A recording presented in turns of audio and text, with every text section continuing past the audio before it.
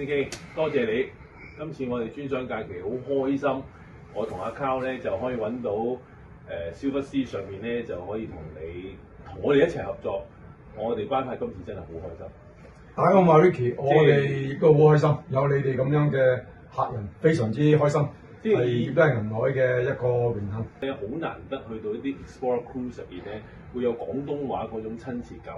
咁即係去到一個世界嘅盡頭，遇到你咧，我同阿 Carl 真係開心到不得了。大家咁話係嘛？今次咧，我想同你傾幾樣嘢啦。第一就好少船公司咧會即係有個廣東話嘅，即係好親切嘅導遊同我哋每日去hiking 啦，或者係嗰啲 Zodiac Cruise 嗰啲玩。感謝。即係你永遠就係好多時就去到嗰個地方咧，會發覺就係好想知，但係又未必知得到。唔係話我哋嘅言語障礙，但係嗰種親切感咧就真係與別不同，與別不同。呢啲真係好多謝你。明白。OK。咁嚟緊咧，我哋公司都將會有好多不同南極嘅產品啦。嗱，咁你喺南極咁耐咧，我想問下你啦，你對南極嘅譬如話啲出發嘅月份當中入邊咧，你有冇啲咩係你認為可以作為我哋一個更加強心針，呢啲時間嚟會更加好？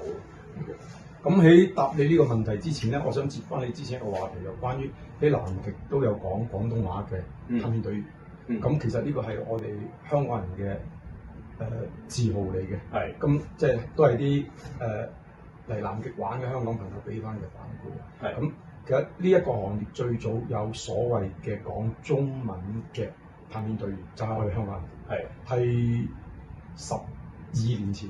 咁最早其實就係2個香港人啫。好多朋友通常就問第一有個咩理由？點解一定去南極？咁通常我就會話，如果你係要問玫瑰花香係啲咩味，咁冇任何人可以用語言、video、相可以話俾你聽玫瑰花香係點，你一定要自己去聞。所以南極係點樣嘅一種感受，係你自己要嚟嘅。如果你有呢個心嘅，咁另外就話目前呢一個地球，如果你想睇翻好多幾千萬年前，呢個地球係點樣？而家就係呢個唯一呢個地方你可以感受到。你嚟到你就係同一個幾千萬年前嘅星球連接埋一齊，睇緊一個已經係影緊幾千萬年，甚至係上億年。如果係講緊有啲石係去到中生世代嘅，今日好多我哋見到嘅一啲花崗岩石，嗰啲其實係講緊係2億幾年到6600萬年嗰陣，講緊恐龍滅絕嗰一刻，一路到而家，哇！呢個係好輝煌嘅一個電影嚟嘅。咁有幸可以花費一啲能量，你就可以感受到呢啲。係好奇妙嘅感覺，呢種感覺你只能夠親自嚟到呢度，就好似睇演唱會要睇現場，睇波你要去現場，冇人可以代替得到。好啦，咁咩月份去好啊？其實唔同嘅月份都係好嘅時間。睇你睇咩？例如好似而家呢個時間，今次係11月啦。係啦。咁你已經親手感受得到啦，見到佢哋喺度啲企鵝歡聲笑語，喺度做咩？拍拖啦。用聲音、歌聲互相吸引咯。你亦都見到啲企鵝好歡快咁樣喺度互相追逐，去玩、游水，各種歡樂嘅場面。去到11月尾少少，咁就已經見到大部分嘅企鵝就喺度已經係孵緊蛋啦。嗰個時候又見到天空好熱鬧啦，就係一種叫拆鷗嘅企鵝嘅天地，就喺度盤旋啦。咁咧就喺度揾食。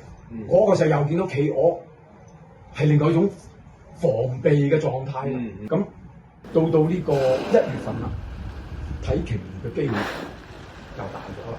嗰陣亦都見到啲企鵝仔係爭住阿爸阿媽翻嚟去個嘴嗰度，因為佢係用regurgitating，即係反吹，反吹翻出嚟。咁佢呢個過程咧，亦都係好得意嘅。係啦，咁見到咧有鯨魚嘅出現嘅頻率亦都係多咗嘅。係啦，咁我哋 Zodiac 嘅嗰種近距離嘅同鯨魚嘅嗰種互動，大家嘅嗰種交流，亦都係一種冇辦法用 video 語言某個人話翻俾你聽代替唔到。再去到2月啦，見到啲企鵝仔大咗啦，係啦，開始學緊好多嘢啦，玩緊啦。要退毛啦，佢要換一陣防水嘅毛啦先咯。你見到佢毛茸茸嗰種樣咧，好可愛啦。所以其實每一個月份咧都係好時光，睇下你中意睇咩。如果你想睇晒所有嘢嘅，咁當然你就勤力啲。所以咧我就話南極即係一次睇唔晒。雖然我哋香港飛過嚟遠啲，但係我好多今次我同阿 Carl 咧，啲人覺得都已經好值得嚇。再加上就因為最緊要係 CK。我哋即係增加咗咧，成個 group 入邊咧，我哋嗰種叫投入感啊！即係有好多樣嘢係人哋話俾我哋知，但係我哋今次係好想從我哋去發問，而又用廣東話，而你又咁知識淵博嘅情況之下咧，話俾我聽。咁啊，咁多位啊，我同阿 Carl 就係 CK， 今次就係我哋喺南極嘅第2天啫，就已經咁開心啦。OK。咁啊，陸陸續續希望同大家可以再喺呢個平台上面睇多啲更靚嘅相。咁我哋希望我同阿 Carl 喺阿 CK 身上邊咧學到更多嘅嘢，翻嚟再同大家分享過。多謝你哋，我哋喺南極等大家嚟一齊開心。多謝你，CK。感謝你哋。